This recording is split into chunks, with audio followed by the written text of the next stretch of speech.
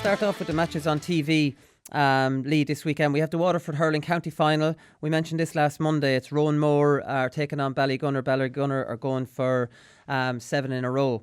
So that's on TG Cahir. And there's also a pretty random game in Galway Club Football. Anna Down versus Clare Galway are in that. Anna Down are Damien Comer's club, so it'll be worth seeing him in club action. Imagine trying to stop him at club level. They are the two games. We'll try and get somebody from Ballygunner on the show on Monday. Geez, I'm giving Ballygunner 7 in a row already, Lee. I haven't even given Rowan Moore any chance. Yeah, no, I think they're going for 8 in a row, actually. And it's interesting to say, I mean, Ballygunner are going for 8 in a row, but they're Rowan Moore. Am I right in saying they have a goalkeeper playing outfield, the Waterford goalkeeper? He is, yeah. Billy Nolan. Yeah. Yeah, I mean, I just thought that was really interesting. I wasn't so sure if that was as common in hurling as it would be in football, because I've always been up to thinking that, like, if you're a really good footballer, you know, you can be, you're make a good goalkeeper, especially those who are maybe in the latter stages of their career, you know, former county players for the club, sort of doing them a favour. Because especially with the whole sweeper keeper thing, but I didn't really see it so much in hurling. I think that'd be interesting. Is that common? You would say Owen Murphy definitely is the big one, the Kilkenny goalkeeper. He plays outfield for his club. He played minor under 21 out the field. It is more common because hurling goalkeepers now have to receive. It's a little bit like football. They have to receive ball. They have their passing has to be perfect, and they have to be, you know, able to play kind of under pressure. They kind of join into the play now as well. So it definitely is common enough, or more common than you think, I'm sure. There's Tyrone Club football kicking off. They've given the boys 2 weeks. Is it 2 or 3 weeks since they won the All Ireland? I think it was the 17th or the 18th. So yeah, well, 2 weeks. 2 weeks, but this is the preliminary round, so there's only two games on, and then it'll go into the first round next week. So yeah, this week it'll be Arbo v Dromore, which will be a really good game. Arbo, they went out fairly early last year, but in fairness, they came up against Dungannon Clarks, who went on to win it, and they took them right to the wire, went to extra time, and you know, the Clarks only won by the skin of their teeth. So they have a lot of confidence behind them. You know, they've got Michael O'Neill, who's obviously county. Kel Coney, who used to play counties for them as well, and Shane McGuigan. So they're like a lot of big names, and they'll be really going for it. But they came up against Dromore a lot in the championship, and Dromore have always seemed to they've just had their number, you know, and they've got Niall Sludden in their ranks as well. So yeah, it'll be a really interesting game. I'm looking forward to it. Moy are playing as well, are they? You're telling me Sean Cavan is playing centre back. I always love the inter-county player going back centre back. Sean Cavan obviously known for his forward runs and for his scoring as you get on in years. And I can say this from having played a bit of junior, I'll never play in the forwards for the juniors again. It's ridiculous as you get older, having someone mark you tightly that's way younger than you. It's just, you can't do it the older you get, unless you're one of these really accurate fellas who can just stick it over from any angle when you get on the ball. The only place to finish off your career in is at a holding number 6. It ticks all the boxes, Lee. Yeah, well, what's really interesting about it is that he's actually the manager as well. He's been player manager this last couple of years. So that's the role he's picked for himself. So that's what I need to do. I need to exactly. manage the junior team. Yeah, so I mean, he obviously sees himself as that's where he's best fit. Now, he's been very honest since retiring from Tyrone that like he suffers a lot with injuries and like chronic injuries and pains and things. So probably just doesn't have the legs anymore for midfield, as you were sort of saying. And then he had his most successful year for Tyrone as a full forward, but he said openly that he didn't really ever enjoy that. Even in 2008 when he got Player of the Year and stuff. So yeah, he sees himself at 6. He can put himself wherever he wants. He's been playing there in the league anyway. I was scrolling through all their Facebook pages, the Facebook page to see all the team photos and stuff. And yeah, he's always lining out at 6. So I mean, they're up against Derry Loughlin, who had always been. Growing up, I had always seen them as like an intermediate team, but they've been promoted since 2017 and they've really held themselves well. So yeah, another interesting tie. Yeah, come to think of it, if I was managing the Portlaoise seniors, I'd probably pick myself at centre back. That's how delusional I probably would be if I was player manager with them. Other bit of news in hurling is Micheál Donoghue. He's out of the Galway job, and the information I have on this is that Micheál Donoghue was never really in for the Galway job. They never really got to negotiations. It's not like he's fallen out with the county board. He was sounded out for it. And he pretty much told him for the same reasons as he left in 2019 is that he can't commit. So I'm not sure there's a huge story here. I think this might have been more of a media story. The minute he was linked to it, jumping on it, now looks like it's big news that he's pulled out, when I'm not sure that's actually the case. He had a falling out in 2019 with the Galway County Board, and he had his own personal reasons. So I think they're all, similar reasons why he's not even going in, to negotiate what he wants for, to be manager or anything like that. So it looked, apparently, Davy Fitzgerald, a lot of people are linking him to it. He's not in the running. They have 4 candidates, and he's not one of them, and they want to announce the manager next week. So it doesn't look like it's going to be Micheál Donoghue or Davy Fitzgerald. Probably the 2 names that have been linked for the last 2 weeks. Yeah, no, I mean, it's completely up in the air at this stage.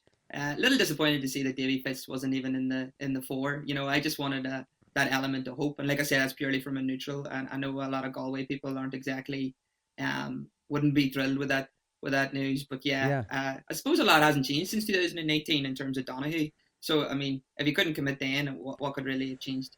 In such a short period of time. Yeah, it's not exactly like it's 10 years on or 5 years on. Larry O'Gorman has been talking about this is Davy Fitzgerald potentially joining Galway, and he says, he was asked about it, and he said it would be strange after Davy just leaving us and then he would go to the opposition straight away. You wouldn't be calling it great loyalty, to be honest, says Larry O'Gorman. And then I was thinking, what loyalty really has Davy to Wexford? It's not clear. The reality is to a lot of these outside managers is that there isn't necessarily a loyalty to the county that they're managing. Is they go in and they do the very, very best for the county that they're managing. An awful lot of them are being paid. It's a job for them. It's almost like a professional kind of situation. You go in, you do a professional job. You're obviously worried about your own personal reputation. You want them to do well. But when you leave them, other than a bond or two that you might have with the players you managed, is there any loyalty? Does Davy need to be loyal to Wexford? I don't think he needs to be, no. It's like you say, it is a job. Some managers fit certain counties even if they're not from it, and he seemed to have a really good fit with Wexford. He had a really good relationship and bond with a lot of the players, and they had a lot of success. I think too, with a manager like that, like Davy Fitz, I mean, when you have him, I think you just have to back him, because he's gonna, you're gonna be all over the media and stuff, and he's gonna throw his tantrums on the sideline and everything else. So you just got to back him and say, no, he's passionate, he's enthusiastic. So after a few years of backing him so strongly and, really getting behind him and accepting him for all of his faults and taking his benefits with that, and then for him to leave and go elsewhere, that must be really hard to take. So it's more of an issue for fans and maybe the players. But in Davy Fitz's point of view, he left the role. It's not his job anymore as such. Yeah. So he's free to go elsewhere. It's not his job or his county. We have 2 contrasting situations with outside managers. We have Jack O'Connor, who was an outside manager with Kildare. The minute he got a sniff of the Kerry job, he was gone. Now, Kerry's his own county. So, you wouldn't really hold it against him. You have a chance of winning an All-Ireland again with your own county versus, no chance of winning an All-Ireland with Kildare. Now, Kildare would say he had no loyalty to them whatsoever. Then you have Liam Cahill, who's on the other end of the scale, who had a chance to manage his own county. And decided to stay with Waterford as an outside manager. Now, Liam Cahill talked about being loyal to the players. Liam Cahill, I'm not sure he'd care too much about Waterford. If Tipperary were playing Waterford, if he wasn't involved, he's obviously a Tipperary man. So his loyalty doesn't seem to be to Waterford. It seems to be to the bond, that he has created with the players in Waterford. Yeah, that too. And also, the Tipperary job isn't disappeared for him. Somewhere down the lane, he could probably still get it. While for Jack O'Connor, this probably is the last crack at the whip. I mean, it's hard to believe he's even getting a third stint. I'm sure he didn't think that was going to be a possibility in 2012. Yeah, well, he did win 3 All-Irelands, so I suppose it's, and 2 of them were in his first year. But anyway, we talked a little bit about that. Tom Cribben's another one. He looks like he's going to be the new Kildare manager, an ex-manager of mine. He's going to be the 4th Leinster county that Tom Cribben has managed. He's managed Laois, Offaly, Westmeath, and now it looks like it's going to be Kildare. So where's Tom Cribben's loyalty, Lee? What's going on here? Yeah, I mean, I definitely can't speak for him. I mean, the only thing I can say is that, some people are just, they're so obsessed with the GAA. I'd like to think that, you and me, we love the GAA, we're big fans and we played it and stuff. But, some people are borderline obsessive and they see it as an education. They have a real thirst to learn. And, any logic will tell you if you sit in the one spot, you'll only learn so much. You have to travel, you have to move. absorb everything from different counties and provinces and whatever else.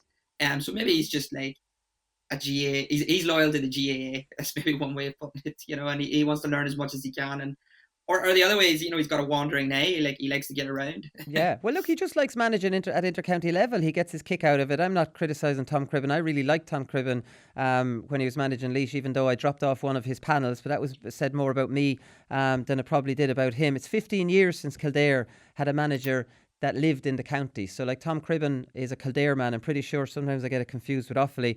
So it looks like he's going to be confirmed as the Kildare manager. If you're talking about getting an education by moving around counties, how about this? Rory Gallagher. He's just on another level, right? So Rory Gallagher played club football in 4 different counties. He played for Erin Gales in Fermanagh, Crosserlough in Cavan, St. Gall's in Antrim. He won an Ulster and an All-Ireland with them, and he won a Leinster club with St. Bridget's in Dublin. He played county for Fermanagh, and then he went to Cavan, and then he went back to Fermanagh, and then he dropped off the Fermanagh panel, and he's managed 3 counties. He's managed Donegal, Fermanagh, and is currently the Derry manager. there is not a more is there a more travelled man in the history of Gaelic games than Rory Gallagher? And no, I don't think so. And when you talk to Rory Gallagher, if you ever hear him in interviews, and even he was recently on a BBC podcast, that's a man that's obsessed and he's well obsessed, educated, and photogenic memory in terms of everything too. Like, he feels everything. I was talking to some of the boys in Derry, and like he knows every player in Derry, despite that's actually not one of the counties or clubs that he played his football in. He's so astute in what he studies, and I think he just sees like different opportunities. He's just a hugely ambitious guy, and the GAA is his vehicle to try to succeed and meet his ambitions. And like, he's doing a fair job at it, to be fair. Like, he's had success at a playing career club, some of the county. Well, the fact that you played for 2 counties, to me, I think that's hugely impressive. Yeah. Well, it must be weird though, putting on the jersey. Yeah. Well, most of you people wouldn't say that's impressive. The whole hashtag One Life One Club goes around. That's it. That's not the reality for a lot of people. It's definitely unusual to play for 4 clubs. And 2 counties. Like Billy Sheehan, who next teammate of mine, he's the only one that rivals him. He's played with Austin Stacks, Emo in Laois, St. Jude's in Dublin, Cratloe in Clare. He's also played club championship with UCC and UCD. He's played intercounty with Kerry and Laois, and he's coached the Cork footballers, and he's coached the Offaly footballers. That's equal. So Billy Sheehan has played in 6 different club championships. I mean, that's just crazy. Like, he's a well-travelled man. Did you played with him then? I mean, what did he talk about, like, when he was putting on the Laois jersey and stuff? Like, I mean, sure, did it not seem strange to him, or did he just take it all on his? Well, you see, Billy, I suppose, was living in Laois when he transferred up to Laois. He came in under Mick O'Dwyer, and I think he had got a chance with Kerry, but I'm not sure he was regular in Kerry. It was just a natural thing to move up to Laois. He moved to a Laois club on the back of that. Then he moved to Dublin. He joined Dublin. And then he obviously went to 2 colleges. I'm not sure the Cratloe. I know he's married to Marie Crowe, and she's from Clare, so maybe that's how the Cratloe thing. I actually didn't know about Cratloe until somebody told me today. I don't know where the hell Cratloe came out of. I don't know. It just seems to be wherever he moves around, he calls home and joins the club of the area, and that must be the way it works for him. But it's definitely, I joined Parnell's, and I'm getting nothing but grief about leaving my own club to go join Parnell's. That's only one club, and then I came back. So I don't know what everybody gives me grief for. Moving on from that, this is something that's really, really pissing me off, Lee, and it seems to be only happening up in Ulster. So the Northern Ireland Health Service has given the go-ahead to open up the dressing rooms. The GAA, with their stupid idea that you can only allow 6 in, that we're giving out about on the show, going, what the hell, where did you pull 6 out of? How can you not just let lads in and get a shower after training? That's not the end of the world, and that's the people who want to go in and get a shower. If you don't want to go in and get a shower because you're worried about the enclosed space, don't go in. That's how the world works. Amazingly, Lee, and you're going to have to explain this to me because I can't get my head around it. The counties in Ulster, Tyrone, your own county being one of them, still have the dressing rooms closed. They know more than everybody else. Mm-hmm.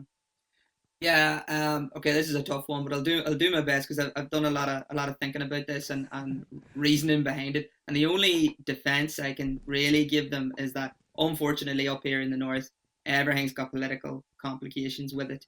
Um, so there's a minority but staunch segment that would see the GAA as like a strand of a certain strand of republicanism, Right. and they often use that as a stick to beat the GAA with, you know. So like if you look at last year when the Gannon Clarks won the championship, it was the first time they won the championship in like 60 years or something. It went to penalty, so it couldn't have been more dramatic, like a fashion of I a way remember to it, win yeah. it. Yeah, and then so everyone floods onto the pitch, like as you would expect. You know, it's absolutely crazy. You know, they've been dreaming about this; they've never seen it before. Everyone's going crazy. But Stephen Nolan, who's a presenter at BBC, like a really popular public affairs radio show, he tweeted about what a disgrace this was because of social distancing and this, that, and whatever else. Then he talked about it on his radio show. Then the newspapers picked up on it, and it was all over the newspapers. And now the spotlight was on all of the GAA teams. Right. So the following week, it was like Fermanagh, they won their that county final. They all ran onto the pitch, same thing, or they tried to ban it as well. And then the same happened with Slaughtneil and Maherfelt, I think, in the Derry final. So like Arlene Foster came out and was like, "Oh, the GAA are disgrace. They don't care about COVID and think of the hospitals," and you know, and just using the GAA like as a weapon, nearly. Yeah, I As remember. something to like. I remember. I remember that all going on. But are we not past that now? Yeah. You know, like Well, we are. But my thinking is that like this is just why they're being so unbearably cautious. You know, they're just like, and I don't know what it was like down south, but like even like when my club, if someone had COVID and we couldn't play a game or something, like it made it onto the news. You know, it was just like, oh, club had to shut down. You know, they over exaggerated to like shut down. You know, it's just like just had to wait a couple of days. Yeah. And then we could all go again once you sorted out like who was in contact and who wasn't. But it made the news, and then everyone just was so desperate to avoid being under that spotlight. So they're being hugely overcautious. It's just another reason of why they're being overcautious. It doesn't mean they're right. Because they are wrong. They absolutely should be open at this stage, especially now that we're more or less in October now. Like that's when the weather is going to be drastically changed in the next couple of weeks. Looking at our own championship schedule, the final's not to the 5th of November. Like it'll be freezing by the end. I mean, I'd be really annoyed like if I couldn't get into a changing room by that stage. Yeah. Why do you call them changing rooms and not dressing rooms? Oh, I don't know. I've never thought about it. I don't know if that's an Ulster thing or a Tyrone thing. I just always call it a changing room. Yeah, because I'm reading straight from I actually had it highlighted. I'm reading straight from the Irish News. This is who was reporting this. They said changing rooms have also reopened in Derry, but in Tyrone, Down, Fermanagh and Antrim, they remain closed. And I was like, why are they calling them changing rooms? And now you're after calling them changing rooms. Maybe it is a Tyrone thing. Ulster Council Secretary Brian McAvoy said, the weather is still okay, so some of the county boards are keeping them closed for as long as they can get away with to keep people that bit safer. And my idea on this, who the hell does he think he is that he's deciding what keeps people safe and what doesn't? Or how does some GAA official think they can decide that when the health authorities, and I have my own issues with the health authorities telling you what to do with these random guidelines, but when they do open the door to open them, some random GAA official thinks he knows better about, how about I keep myself safe, buddy, and I go into a dressing room if I feel like I want to myself, and I'm an adult, and if I don't want to go in, I won't go in. I do take your point. I never thought about that huge amount of criticism they got last year, that they're trying to overcompensate for it some way. That might make a little bit of sense. Yeah, I mean, like that's what I'm saying. Like he's talking about safety for players and stuff, but I do think that it's like I don't know anything about him, but it's more safety for reputation and right. Like, if they, and even talking to clubs, I was trying to get some county members onto the show. None of them would come on, but like they were telling me that like they're just sort of being sly about it. Like one day they all just showed up and I was like, right, you can use the changing rooms. You know, there was no announcements on Facebook. There was not even mentioned in WhatsApp groups. They just showed up and I was like, right, get into the changing rooms, and and no questions asked, just get on with it. We're still focusing on the match, like trying to make it go so under the radar and that it almost like didn't seem like it's happening. And that's like a handful of clubs that I'd spoke to. Or are they maybe just saying that now because I rang them? But yeah. So I think they're just trying to do it as smoothly as possible, and then they put out the official statement to say that they won't do it. But like, it's a reputation thing. Yeah, I think they're being mindful of the potential scrutiny. I was talking to one inter-county player who I won't name, was telling me during the week that when he was training with his county, they weren't allowed to use the showers. They're told no, you can't use the showers, and then on the Sunday after a league game they're allowed to use the showers. So like, I mean, there's you're allowed to use them after a game, but after training that's out of the question. This is the kind of thing that you're dealing with. There doesn't seem to be any common sense applied to it. Stevie MacDonald, who is managing Clonaux, he's been given out about it. He's talking about they play Errigal Kieran on October the 10th in Eden Dark. Eden Dark don't have any stand area. They're going to be changing and togging out in the dugouts and given team talks. There isn't any kind of area where they can actually do anything. October the 10th, they're going to have to change this. They really, because at the end of the day, if they're talking about player safety, getting drowned in 10-degree weather and then having to go home, imagine how cold you get standing outside. It's half time. You've 15 minutes. Drowned wet in the cold. Like you wouldn't even want to go back onto the field in the second half. No, like that's it. Like, and if you're someone who's came off injured or you were substituted early on and you just built up a sweat and then you're coming off and you're going to be absolutely freezing at that stage. And then the first substitutes to even start with, they're just going to have to be warming up constantly. Like, I mean, because otherwise they're just standing there. And you get stiff, it'll encourage injuries as well because you are literally standing if you're not allowed to use the dugouts in some situations. But other than that, I mean, getting changed outside and in the team talks and obviously now because the fans are back and that's brilliant. But there sometimes like with the way the layouts of some pitches, the fans are on top of the sub benches and where the management might be making their team talks and stuff. And like if you're in the opposition area, they might be giving you a bit of grief and whatever else. It's like that halftime talk and even before the match and stuff. Like there's usually you need a sanctuary for it. Where everyone can come in, listen, build it up together, say whatever it needs to be said. With nothing leaves this room, that sort of mentality, and then go out. But yeah, definitely the main issue for sure is the weather at this stage. You got away with it, no problem with July and August and stuff, and but there could be like people will be getting frostbite, that's for sure. That's it. Well, half time is going to consist of a team talk, a couple of tactical switches, and then a warm up for the second half. Like, I mean, that's what we're going to be dealing with for half time when the weather keeps disimproving the way it is. Like, you talked about not being able to get anybody to talk about these dressing rooms. I can't get anyone, Lee, to come on this show and make an argument against Plan B for the championship restructure. I can't do it. I can't find anybody. The only one out there is Jim McGuinness, and he doesn't answer the phone to me. So, like, I mean, there's the only one. There's nobody who is out there. Like, this is incredible. I did a poll on my Twitter account. Now, about over 4,500 people responded back to this, which is a good sample for a poll. Like, a lot of national polls might be only 1,000 people for radio stations and things like that, and they're able to read in just from that. 4,500 people on Twitter. Now, we know Twitter isn't exactly representative of the entire country, but at the same time, it's a decent sample size. You're looking at 80% final results support for Plan B. You're looking at 10% for moving the teams around the provinces, and you're looking at 10% to stay the same. Like, this is overwhelming. Now, what worries me, Lee, is that the GP are behind this. Players and managers are behind this, but the people who are voting have stayed very quiet. Like, Croke Park have not come out and said anything about this. And this is what worries me. The delegates in Congress are influenced from what Croke Park, what the president, what the director general, what money could potentially filter down. I remember when Pádraig Duffy, the director general at the time, was trying to sell the Super 8s.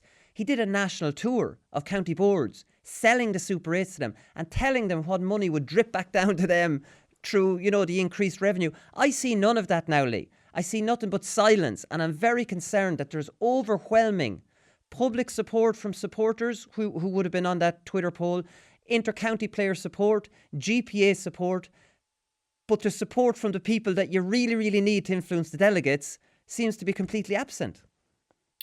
Yeah, it's radio silence coming from that end of things, and I suppose that can be concerning. I was trying to think of the logistics of it, of like, because what are their priorities, and I mean maybe they think it's impossible to like conduct or something. I don't know what in terms of what's going to be the biggest hassle for them. It is just curious that there's not even a split. There's not even someone, at least one person coming out and saying no, we should say the same, or it should be Plan A. At least there's not even like that where we can get like a gauge of like, well, he thinks that, but everyone else pretty much thinks Plan B. Like, it's just across the board silent, and you're like, I don't know. I sort of take that as they want things to remain the same. Me too. they were very, like you were talking about the Super 8s. Remaining the same would be backdoor on the Super 8 process, that sort of structure. So they backed so heavily behind that, and they really wanted to get that going again. They're maybe not willing to sacrifice it. Well, that's it. It doesn't look like that. I was on to John Horan yesterday, former president, and he said he's backing Plan B. See, this was John Horan's thing. John Horan was a progressive president, I think. Aegon O'Farrell before him was a dead duck. He did nothing for his 3 years. Liam O'Neill before him was a progressive president. But John Horan commissioned the Fixture Review Committee, who came up with these two proposals. So if John Horan was still president, Lee, which, he would be putting his voice behind this because this was kind of his thing, right? Larry McCarthy has come in. What's Larry McCarthy's thing? Nobody knows. Jarlath Burns was the overwhelming, kind of popular choice as president, and Larry McCarthy came in at the last minute. What was Larry McCarthy's kind of selling point when he became president? He didn't really have anything. He's said nothing of note since he's come president, other than words matter. Please be nice to our players online. So my concern is that Larry McCarthy's more than happy with the championship the way it is, and that's why Croke Parker's saying absolutely nothing. Tom Ryan, God love him, doesn't have very strong opinions on anything. I've had him on the show, and we're at a situation where this is a huge moment in the GAA, and you've got Croke Park not leading the delegates that probably need to be led. Like Colin Donoghue, who was on that fixture review committee, did a piece in the Examiner where he outlined how much more revenue will be generated. And that just makes sense from 7 big championship games in each division, versus a knockout provincial. It makes sense that they'll make more money. If they wanted to sell it to county boards, they could sell it, but they're not. Which, you're right, it makes me incredibly worried. And another thing, like the GPA, it's great that they're backing Plan B. But let's be honest, the GPA backing Plan B would almost be like a red rag to a bull with the delegates. Like, the GPA strongly opposed the Super 8s. Nobody pays any attention to the GPA. Yeah, no, it's not a great thing to have on our side, is it? At this stage. No, it's just so frustrating because, like, when you don't want them to change anything, they're changing rules and picking things here, there, and everywhere. And it feels like they don't consult anybody. And then this time, it's like it's actually democratic. They put it to the people, to get feelers for it or whatever. And then there's going to be a vote, and they even extended the time, so it's October 23rd now instead of a few weeks ago, and that they're going to be doing it to give time for that to process and people to understand what's going out, or what the options are. And I don't know, it's meant to be democratic. They're the ones who should be doing all of the talking rather than us, and they're coming forward and arguing every point. And if some of them really believe in things staying the same, they got to come out and tell us why and give all of the reasons why. And if they can't stand by them and the people don't agree with it, then there's no leg to stand on. But being radio silent is just that's the biggest fear for me at this stage. It's telling you, I just take it as completely that they're going to keep things the same. I don't think Plan A or Plan B will be an option, but they'll definitely have some random rule change in the middle of it all too. They'll think it'll help. I was speaking to someone, I don't want to mention this person as well, in the last couple of days, and let's just say this person had a very, very high, held a very, very high position in the GAA in the last 10 years, very, very high. And I was giving out to him, and I was saying, it is a joke. Congress is a joke. Everybody says it. GAA is democratic. It's not. The delegates can go there, and they don't even have to follow the mandate from their county boards because it's all held in secrecy, and nobody knows what they vote. And they actually voted to make sure nobody would know how they voted a couple of months ago, or a couple of congresses ago. So I says, how is that democracy? And the person started laughing, and he says, are you only figuring that out now? Are you figuring that out now? And I says, no, I'm not figuring that out now. I just can't believe you're agreeing with me. Yeah, the fact that he's so open about it. Yeah, it's a serious lack of transparency, and a lot of in politics and stuff, you have scrutiny committees, and it's every couple of years or every term or whatever, and that committee it judges them, and it says, well, they should no longer be here or there because they make these decisions and no one knows why. Just everything's out in the open and everyone can see the thought process behind it and the reasons behind the decisions that are made. You don't have to agree with the reasons, but at least you know them. But yeah, the fact that we don't even have to know, they can keep everything in the shadows if they want, and that is what they're doing. So that'll tell you they're definitely going against the public poll, because if they were all really behind Plan B, I mean, it's the easiest thing in the world to sell at this stage because the public have been vocal about it. So yeah, I'm Yeah. not feeling good. No, well, that's the thing. I've reached out to Croke Park, and I've been told that they'll do some media closer to the Congress. I would like to see a 2-week, 3-week kind of build up to it, and get that point across rather than last minute stuff.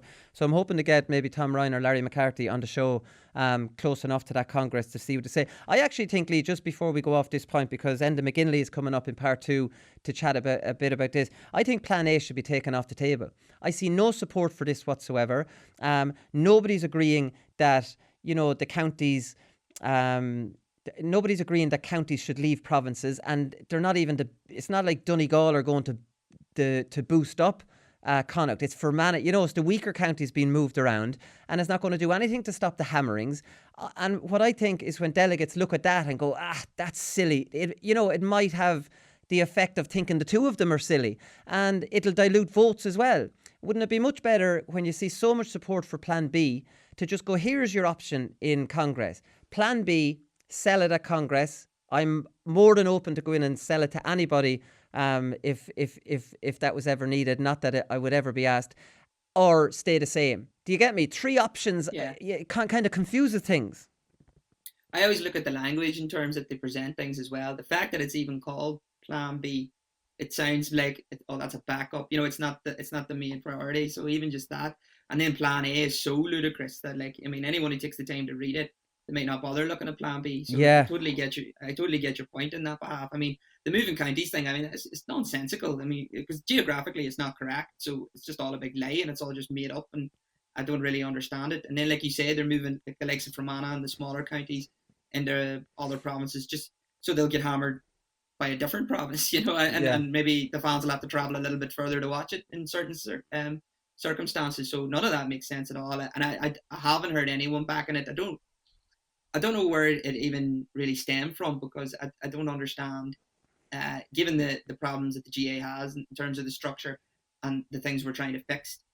I just don't understand how that it fixes any of them, apart from it just being an alternative, and we need a change, and people are talking about a change. So yeah, it should definitely it should just be Plan B or stay the same. And it's a no-brainer for me at this stage, but I would definitely love to see the Plan A off the table, because even the fact that they're not even talking about it and what's wrong with it as well.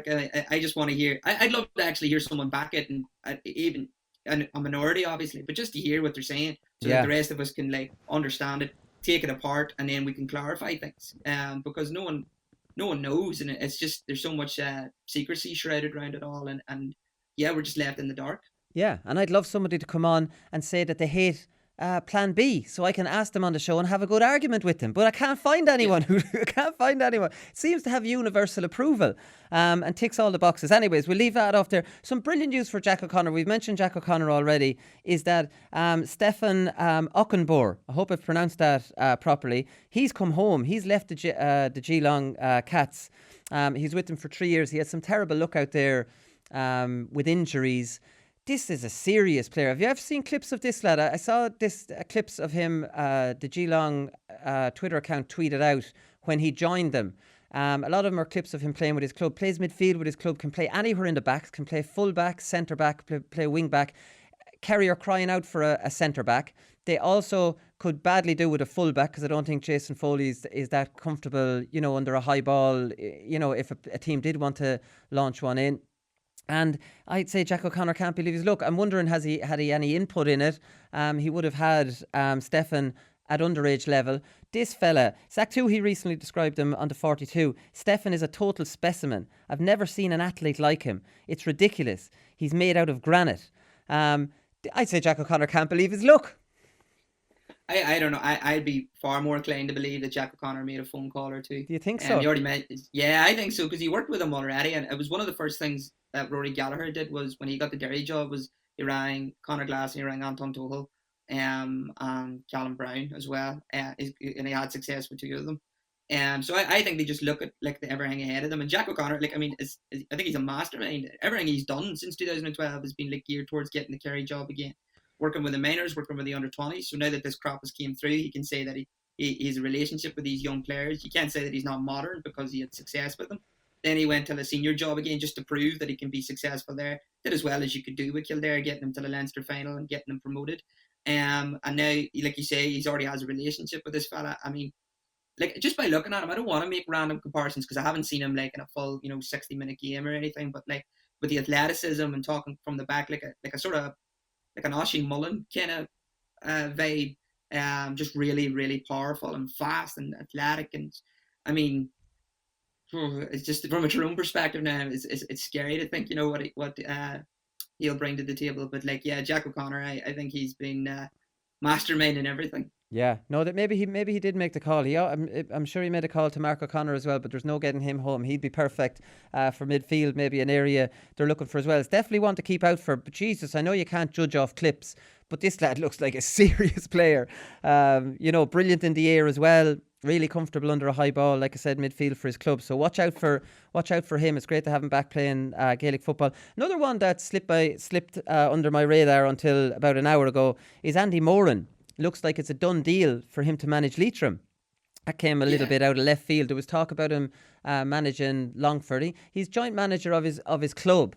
So I don't know. Like, I mean, he's going to manage Leitrim. They're in Division 4 now. They're relegated out of Division 3. They've won Division 4. So there is a potential in Leitrim to win Division 4. I'm going to talk next year like we're in our new structure, right? So Andy Moran, first year with Leitrim, gets them to an All-Ireland quarter-final preliminary, which would be against the second or third placed Division 2 team.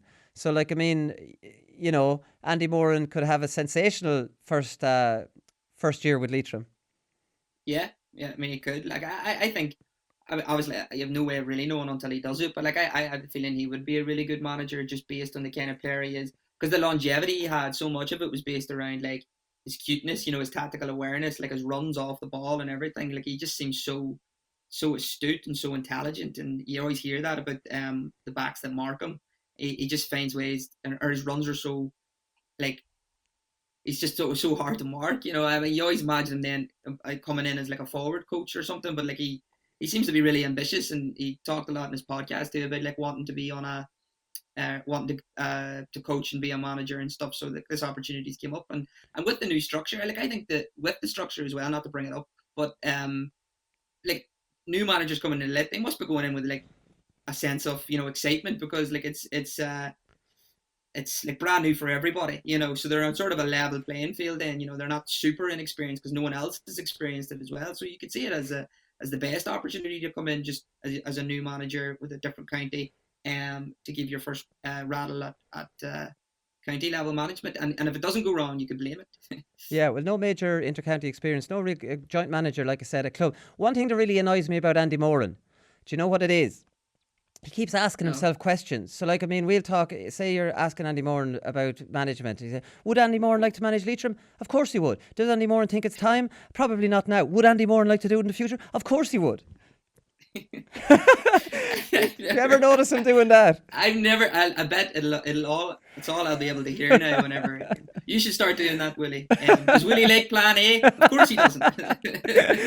Oh yeah. Would Willie like to see Plan B come in? For sure. He'd go crazy if it doesn't come in. Last story here before we get into Enda McGinley, Lee, is a 20-year-old referee in Tyrone. I thought this was funny. He's the bravest 20-year-old in the country, maybe in the world, as a 20-year-old, to go into the bear pit that is Tyrone Club football. He credits Peter Canavan for giving him his break. Peter Canavan, I think his father was a referee. His name is Martin Coyle, and he refereed junior championship match of Errigal Kieran and Coal Island last weekend. So he's right up into adult football. Jesus, imagine being an experienced 35-year-old junior player and a whippersnapper 20-year-old is telling you that you fouled someone and you said you didn't. Like, I mean, it's a brave place for him to be. Yeah, no, I mean, I have the utmost respect for him already, and he says he credits Peter Canavan, but he might be blaming him by the end of it. I mean, 20 years old.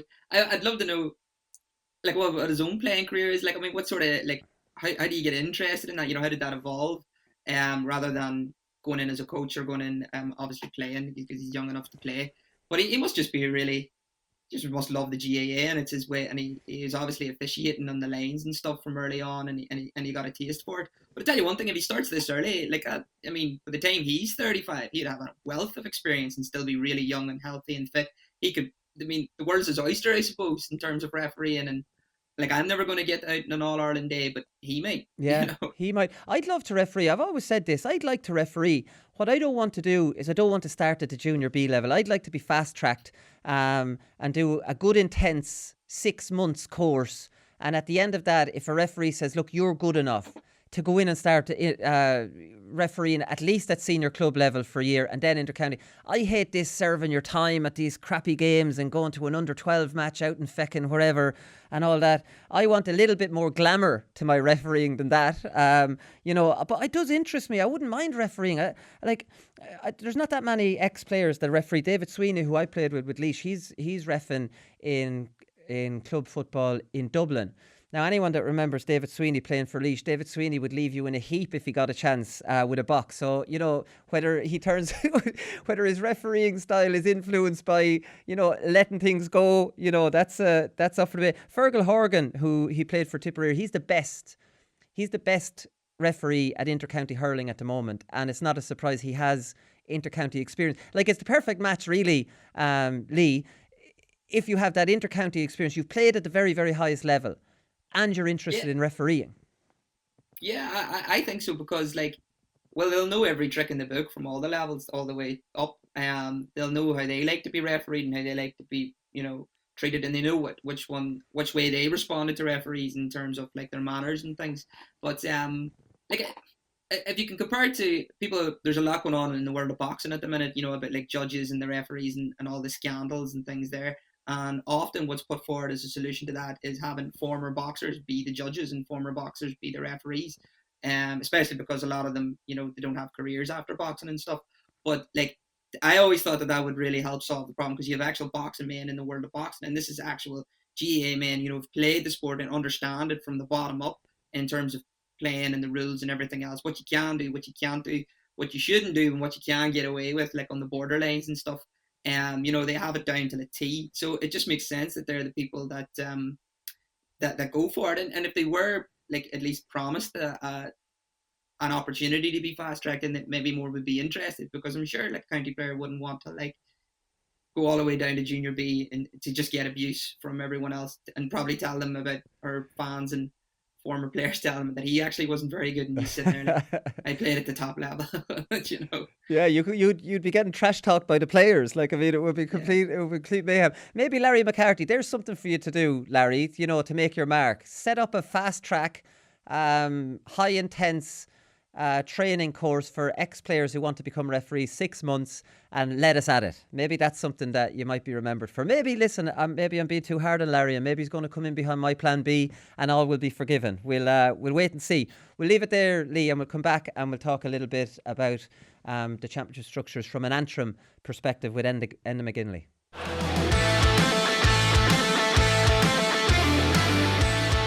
Okay, so we've talked a good bit about the championship restructures, so I want to talk to someone who is going to directly affect. We have Antrim manager Enda McGinley on the line now. How's it going, Enda? Things are good, Willie. Things are good. So I suppose the first place to start with you, Enda, and this could end up being a very short conversation, is, do you think the championship needs to change?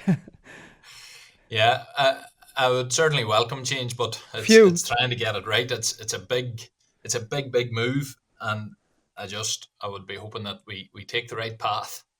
Well, I suppose let's talk about the right path, because obviously Special Congress is on October the 23rd, and there's 3 options for the delegates to decide on. The plan A involves moving counties around from different provinces to make up 4 provinces of 8.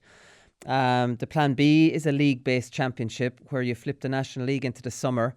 We'll talk about that in a little bit. And then plan C is to stay the same. Now, from reading around, the GPA have backed plan B, the league-based championship.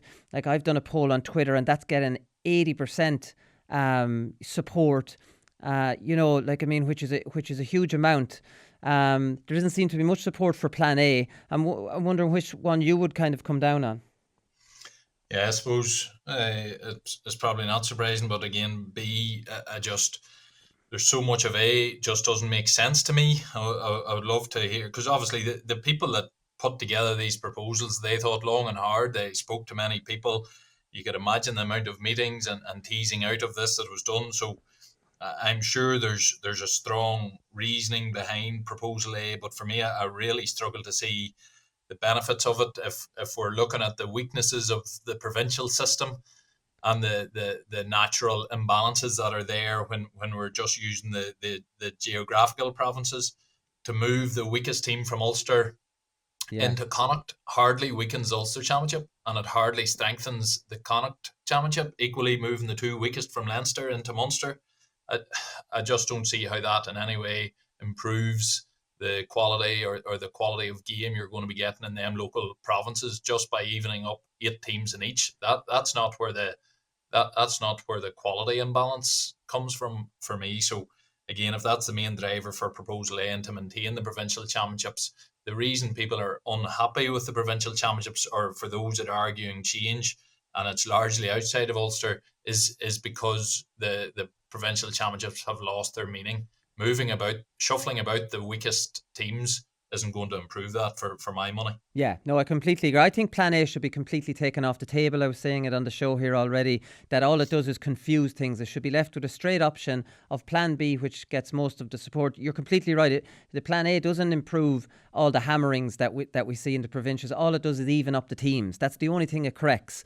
But like, I mean, I would be in favour of Plan A just being taken off, because it'll confuse delegates and it'll think, there's too much for them to choose from. So let's go with Plan B then. And from, like, you're in Division 3 next year. So a situation in Plan B is that the league moves, as we know, into the summer. 7 championship games against teams that are in your own division. In your case, you'll have to finish first in Division 3 to make a preliminary All-Ireland quarter-final. Yeah.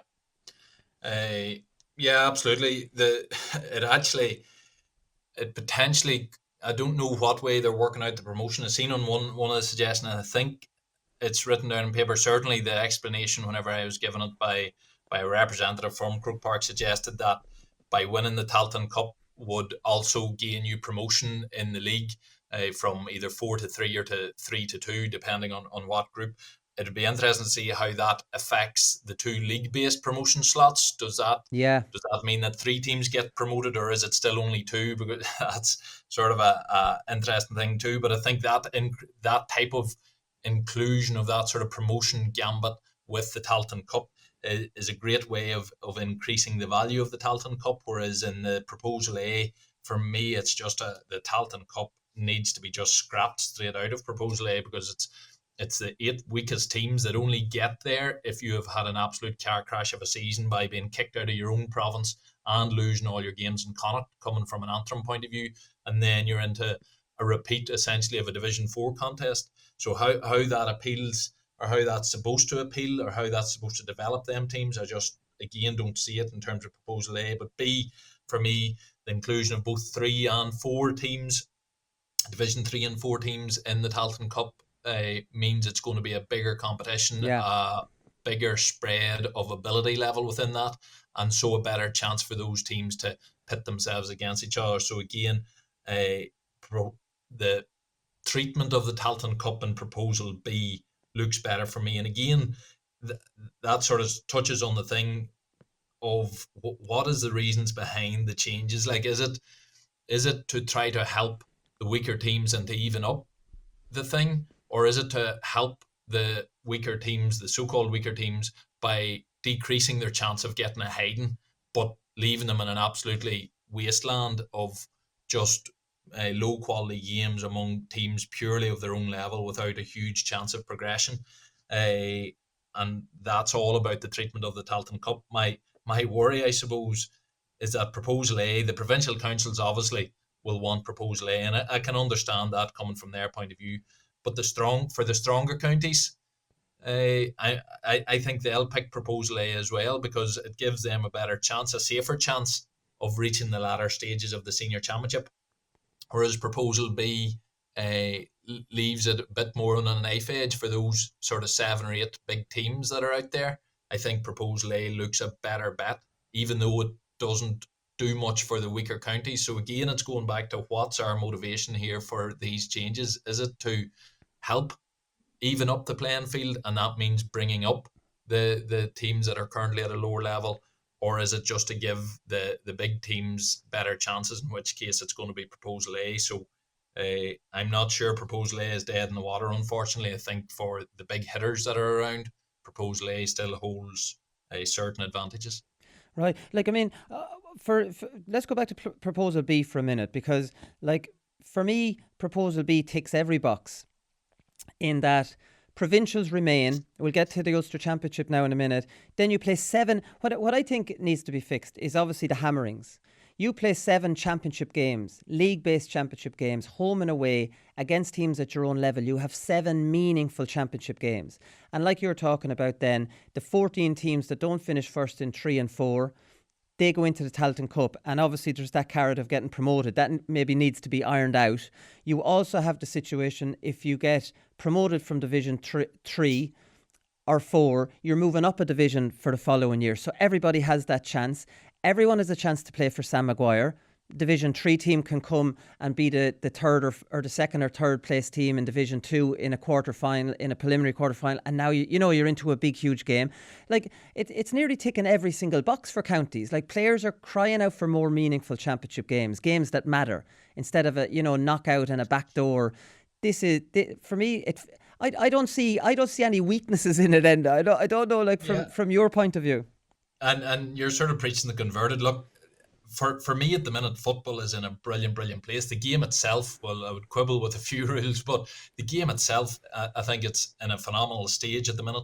I think every man and the dog knows that the league, because of the even matches, it is fantastic competition. Like, you're talking right into the 5th, 6th round of the league before you really know where teams can be, and often teams are one game away from being right at the top end of the league or right in the bottom end of the league.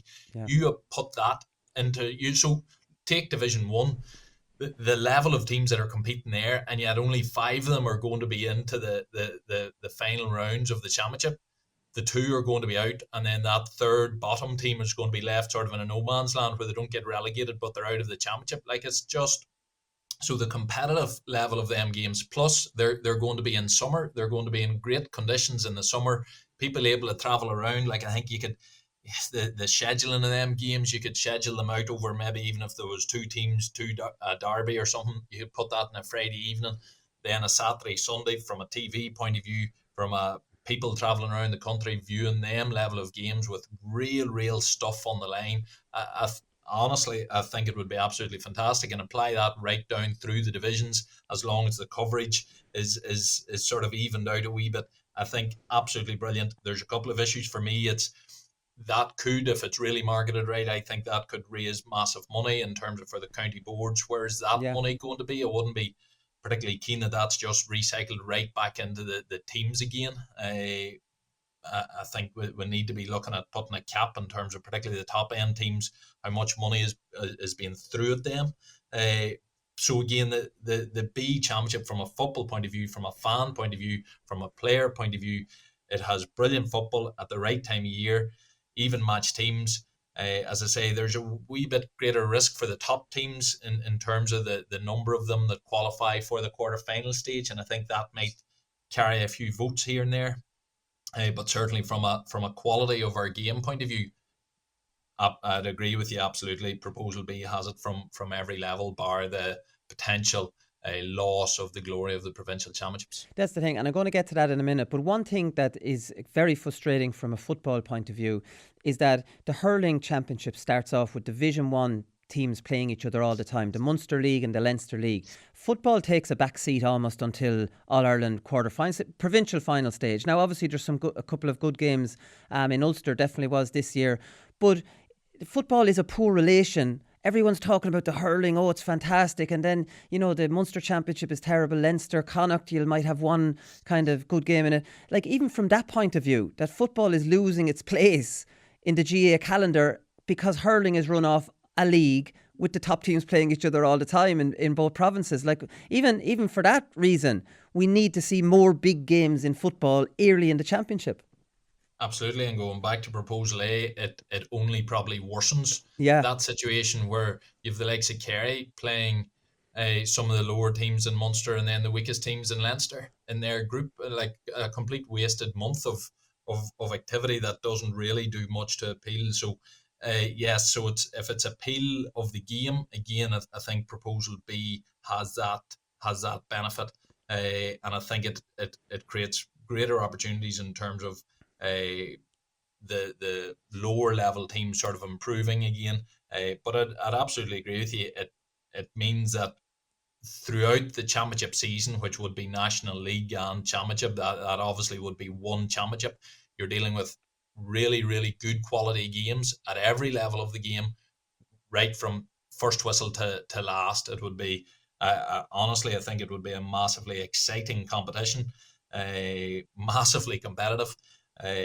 So yes, as I said at the start, B has definite advantages for me. I think there is some fairness quibbles about which teams get into the quarterfinals, so how that maybe Division 3 and 4 slots are getting quarterfinal slots ahead of some of the Division 1 things.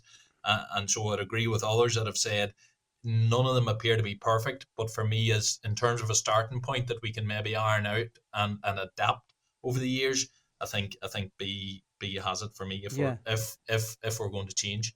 If you want, like, but it's all relative too. Like, I mean, it's relatively harder for Antrim to top Division 3 or for, another Limerick to top Division 3 than it is for a Division 1 team to become 5th place. Do you know what I mean? So if you want to make it fair, it's all relative. You can't compare a Limerick with a Donegal, for example, because, they're in different divisions, but relatively both have a very similar challenge to make, those knockout stages. I'd say one thing that could scupper this, and it's the Ulster Championship, Enda, because we know the Ulster Championship is the one championship that's not suffering. If anything, it's getting stronger. We have Derry into the mix now. We have Armagh into the mix that look, like they're two very serious teams to challenge Monaghan, Tyrone, Donegal. So look, it's an exciting championship, and the Ulster Championship is worried that if it's pulled away, if the Provincial Championship is separated from the All-Ireland Series, it would lose its appeal.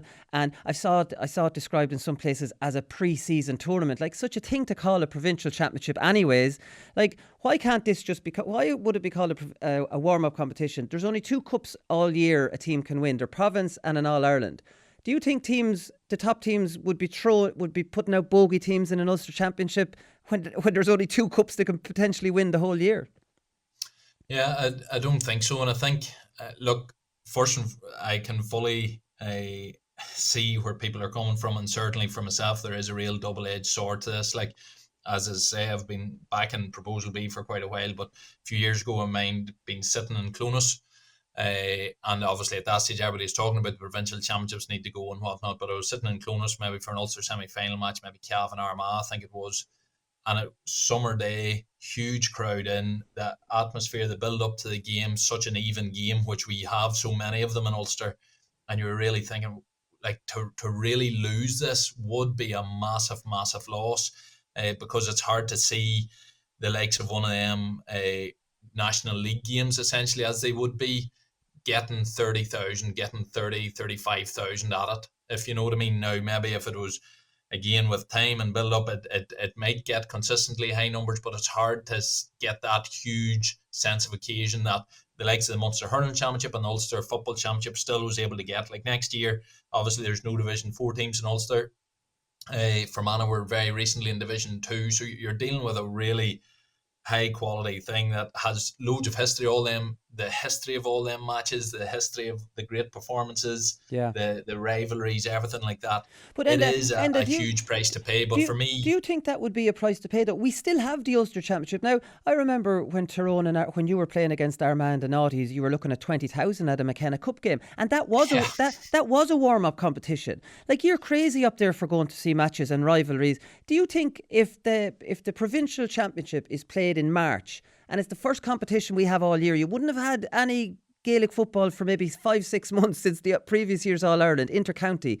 Do you think the Ulster Championship will lose that rivalry, that excitement, that, oh, we're back playing now. You know, do you think it will lose that? The problem is there's nothing that comes of an Ulster title. Obviously now an Ulster title is your direct route into the quarter final, and progression in the Ulster Championship progresses you on in the All Ireland Championship, so there is that to it. Yeah. Progression in the National League is obviously your key sort of progression marker as a team. So both main competitions at the minute have key progression markers. They are key things to win. The Ulster Championship, you would hope out of tradition that it continues to really mean something to win it. And I suppose, again, that goes back to the provincial councils in terms of their marketing of it and how you build up. And I think for the Ulster teams, the big benefit there is, I would fully agree with you, I think the interest remains massive. I think the pre-season competition, as you say, up here continues to get huge crowds, even though it's very much just trial teams and taken really as glorified challenge matches. The Ulster Championship would probably be played at a higher level than that, so I'd have no doubt that it would get good crowds, that it would get good interest. For the teams themselves, it would give the Ulster teams a benefit because it gives them a much better preparation for then a really tough divisional campaign and over their respective league campaigns. So from that end, I think actually Ulster teams could stand to benefit by having the Ulster Championship as their preparation for the All-Ireland Championship, because it would be much closer in level to what they get now in really tough league campaigns preparing you for Championship. Yeah. The Ulster teams would have the Ulster Championship to prepare them for Championship, which again could be a really good preparation for that. So there is benefits there, but I can see how, without a doubt, no matter what way you slice it up or present it, I think losing that provincial championship in its glory spot in the summer with a real meaningful result of winning it and getting your progression in the All-Ireland Championship, no matter how you present that, it is going to take a hit back. Yeah. But we're going to lose something. And for me, dividing it up into 2 groups of 4 and kicking one of your provincial teams out of your own province, I think that weakens it too. So for me, no matter what, the provincial championships are going to be slightly hit from either proposal A or proposal B. Proposal B probably hits it a bit more, but it's for the greater good as well. I think overall the game is better, overall the competitions are better, and for the teams within it and for the fans within it, I think proposal B still holds out. So yes, the Ulster Championship I think would lose a wee bit from it without a doubt. Yeah. But in the overall picture, I think B still comes out on top. Yeah, no, I agree with you. I'm not trying to argue that it would be as good as it would be during the summer, but I think it still can be a very good competition. You know, it's very ironic with you boys up in Ulster. You complained for years that Kerry have a handy way into an All-Ireland semi-final, and now we're giving them as difficult a way into an All-Ireland semi-final as and now you're complaining about that. You want to keep your difficult way into an All-Ireland quarter-final. Look, any way you want to put anything, we will find a reason to feel as if we're being put out. That's our psyche. No, look, absolutely. I think the key thing is the more times you can be in an All-Ireland semi-final as a big team, the more likely you are to win it. If you get there as an Ulster team, you always know that you're well prepared for it, and certainly that was always our mindset too. The problem was that there was plenty of years that you didn't make it that length because of the attritional nature up above. Like if Donegal and Monaghan could get there as often as Kerry, I'm pretty sure that they would have a few more All-Ireland titles to their name. So I think it's your chance of reaching that penultimate stage, because if you get there, then 1 or 2 big performances gets you the title, as with Tyrone this year. And the straight knockout championship undoubtedly helps that. But look, we'll always find a wee way to have a crib against somebody. Come here, before I let you go, what's going on in Tyrone? You know, the health department up there has allowed dressing rooms open. The GAA have allowed dressing rooms open, and for some reason, individual county boards are keeping the dressing rooms closed. Can you make sense of that for me? I really can't understand it. I was fearing for my own club players. I was up at Ergil's game last Sunday, and it was lashing rain from start to end of that game, and the players at half time were standing out in the middle of the pitch, and honest, the rain was biblical. So COVID mightn't be an issue, but I'm pretty sure you could lose a few players to good old pneumonia very quickly if I really don't understand the reason. Like all the other things, like you're going into restaurants and bars and shops, everything else is becoming more relaxed, and yet somehow the dressing room is sacrosanct. So I don't know. I would be hoping that some sense would very quickly come to that bargain, because it's not fair on players when the weather's changeable and the weather's getting cold, to not have the facility there when everybody else is moving that direction, and they've been cleared to do it by the experts. So we all were quoting this thing, "I will follow the science," but suddenly now we're just deciding, no, we know better. So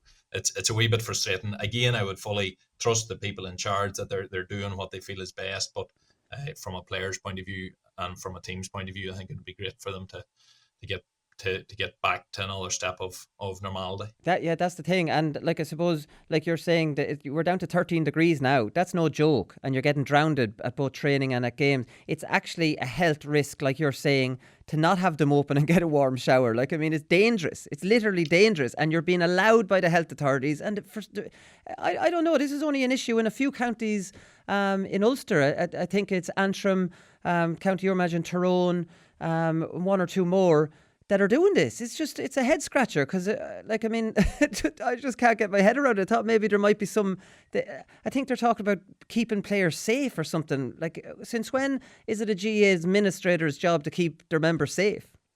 Yeah, no, absolutely. And just being able to go in and change after a game, all of that there, like, and you're coming into big championship games. Like, club football means so much to boys up here, or to everybody up here.